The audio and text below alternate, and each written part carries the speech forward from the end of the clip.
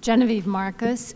I am so tired of hearing how the voter participation is going down all the time and we're losing our democracy. And it's very impressive, this panel and the support for this proposition. And I want to know, what is the next step to getting this implemented? Who is opposing this? What are the obstacles? What can we do? All right. Good. Go ahead. Well, to echo Mona, change is hard, even with good ideas. So our biggest opponent, frankly, is inertia. You know, in politics, sometimes we say that, oh, if it's been done before a certain way, it must be sacred, it must be right, there must be something to it, so we shouldn't change it. So it's that sort of thinking that is the biggest obstacle. Now, what do we need to do to get IRV adopted? Two steps, as Mona was mentioning. One is that the City Council, a majority of the City Council, that is at least 8 out of 15 people, have to agree to put this on the ballot, and the mayor has to sign off on that. So that's the first step. The second step is that voters have to vote for it and approve it on the ballot, and that's the second step. And what we're doing is we're ramping up to get this on the ballot for this November. Now, to do that, the City Council has to take first action by July 2nd. So for those of you from someone familiar with City Hall, that's a pretty tight timeline, especially given that it's an elected body and has its own process and procedure. Does anyone else want to add something here?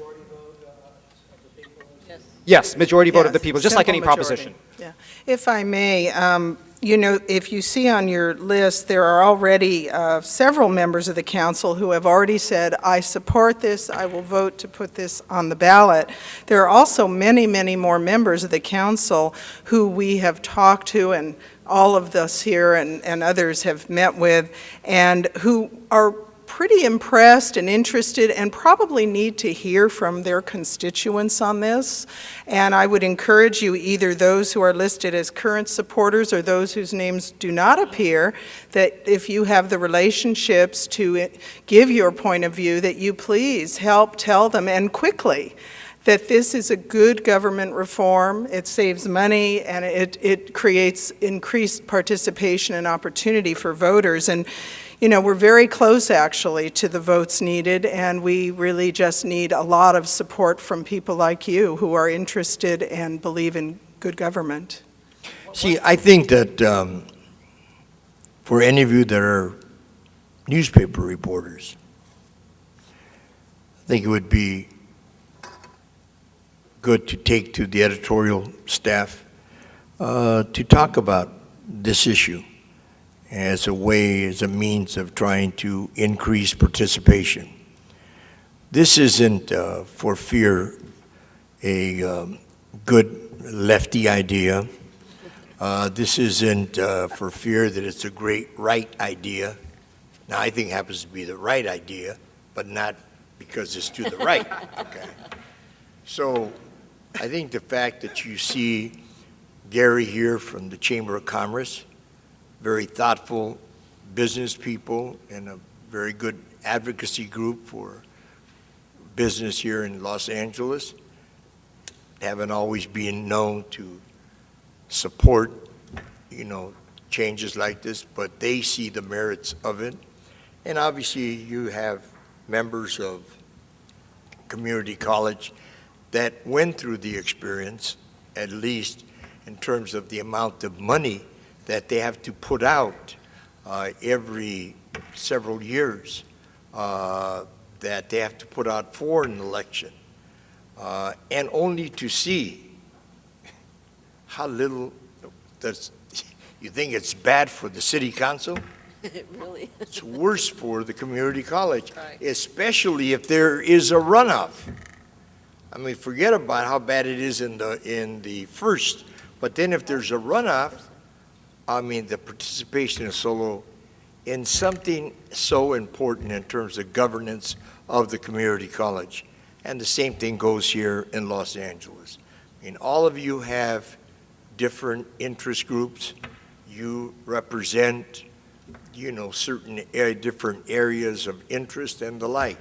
And I think that, and I understand how decisions are made with the city council, is if they only think that it's a great idea that Gunther thinks it is, and an organization like the New America Foundation, which probably none of them even know who it is, okay? If that's all that they think that is supporting something like this, then the likelihood of it being put on the ballot and passing is not that great. But when they see that there are other people, very, thoughtful individuals representing thoughtful organizations, irrespective of whatever ideology that is involved, I think that this is good for everybody. I am sickened, I am depressed every time that there's an election. And I used to teach this in my political science class in college when I taught at the University of California at Irvine. And I said this then and I say it today. And this is a sad commentary, but the quality of elected officials are better than what the people deserve. Because you have to remember that the people elect them.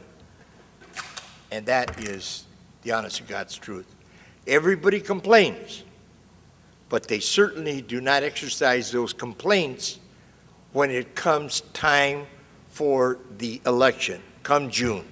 I don't know how many times I used to walk precincts for myself, how many times I walked them for presidential candidates and for every conceivable person under the sun, not just here in Los Angeles, but throughout the state of California. And I knew that when I talked to them, I knew they were lying to me when they said that they were going to go out, that they were, after dinner, they were going to be at the polling place.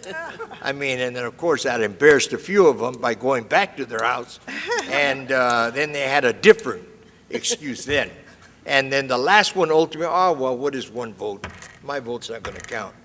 But I believe that, it begins with an idea, and from the idea comes getting support for that idea, and then support just grows and mushrooms.